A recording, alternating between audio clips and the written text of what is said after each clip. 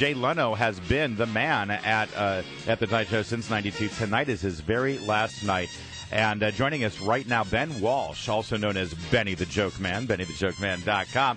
You, Benny, write jokes for Jay Leno for that very, very influential and funny monologue. Thanks for joining us today. Thanks for having me. I'm working on tonight's jokes right now. Is that right? All right, can you give us a hint, a little preview, a little? What's funny right now? Well, it's a sad day in a way, and I feel bad for Jay because not only is he losing his job, he's losing his benefits, which means he has to apply for Obamacare.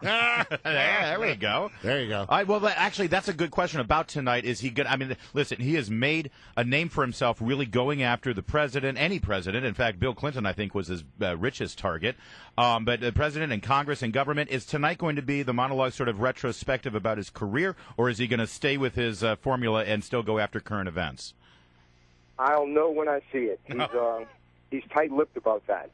Well, tell me how this process works. I mean, are you physically in a room, or does he tap into people that are all over the country? The latter. Yeah. I'm in New Orleans. Is that right? So this is all email and internet chat and stuff? Yeah. All right. So how does the process work? How do you submit stuff to Jay Leno? This is what year? 2014. Believe it or not, I fax jokes daily. Wow. You fax them. The fax them. Yeah. That's amazing. And Ben, it's funny. I'm a fan of comedians. I love hearing them. Obviously, I like to attend their shows, but I also love hearing them talk about the craft and talk about each other. And I have never been able to get a comedian, or I've never heard a comedian say anything bad about Jay Leno. They all say that he's incredibly generous and supportive behind the scenes. Is that true?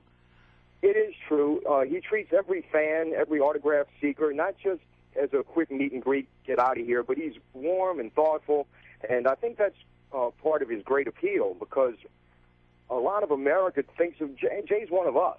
He has no axe to grind. He's not trying to hurt anybody. He's friendly. He's funny, and America loves him, and it's a sad day for me. All right. Well, will you continue to work for the new show? Well, actually, this might be breaking news. You know how Jay loves cars? Right.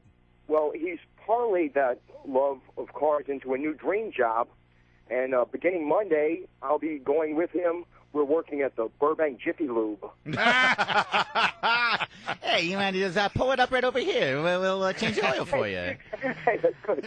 That would be jarring. All right, so give me your best joke that you ever submitted to Jay that he knocked it out of the park with. Well, there have been literally thousands, but it just happens that one was the night before last. Uh-huh. According to U.S. intelligence officials, the Taliban is in financial ruin. To give you an idea how bad it is, instead of 72 virgins, martyrs now get one old whore. Wow. That's pretty good. Ben, let me ask you, you said you're down in New Orleans, right? So this is interesting to me because I think that, like Letterman's guys, they're all in a room there in New York, and I think that they bring a very New York, East Coast kind of ethic to the monologue.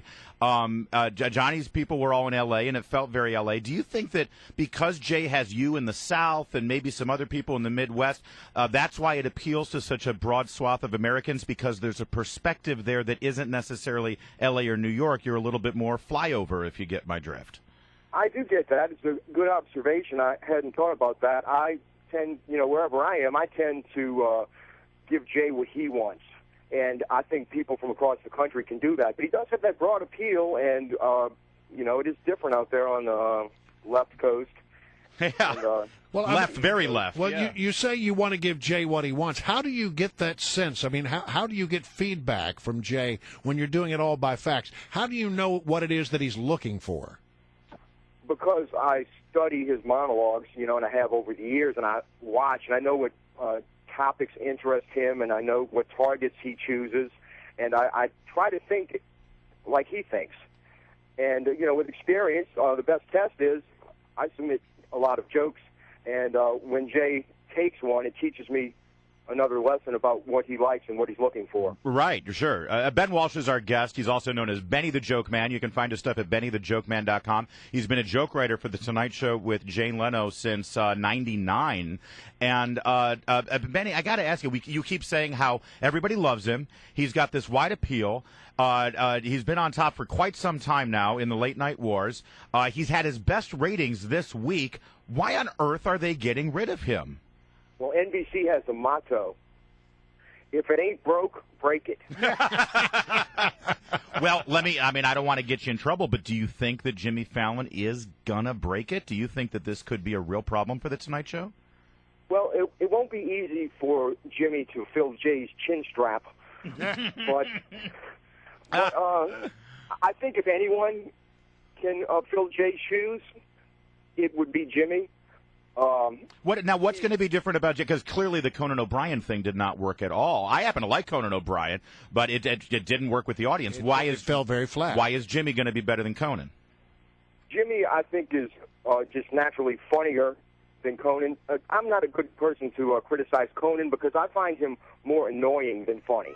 All right. Well, he does not have the broad appeal that Jay has. I see. We've talked about that before. There's a niche there on one of the cable stations, and they are crazy about Conan. And, any guy like him or any comic, people say, oh, he's not funny. Guess what? If you can make millions of people laugh consistently, by definition, you are funny. They mean he doesn't appeal to me, or I don't appreciate his sense of humor. But they're all funny, and they're all good. All right. So, Ben, I think Conan was bound to fail, though, and I don't have the same feeling about Jimmy. Ben, how much does a good joke go for? I can't disclose that. All right. Well, I was thinking about maybe giving you some work now. Ben. That's the thing. You could work for morning shows now. You've got Heather's number. She'll give you her fax number when we get here in the morning. I am doing that. Is that right? Yes, I'm writing for radio now in anticipation of Life After Jay. I'm with the Envisage Radio Group, and you gave out my website address, and I write for radio. So y'all have a great show. Maybe we can work together. All right. Well, yeah, we'll have to pry a few pennies from the tight fist of Bill Hess, program director at WMAL. All right. Thank you, Ben, and enjoy your final show.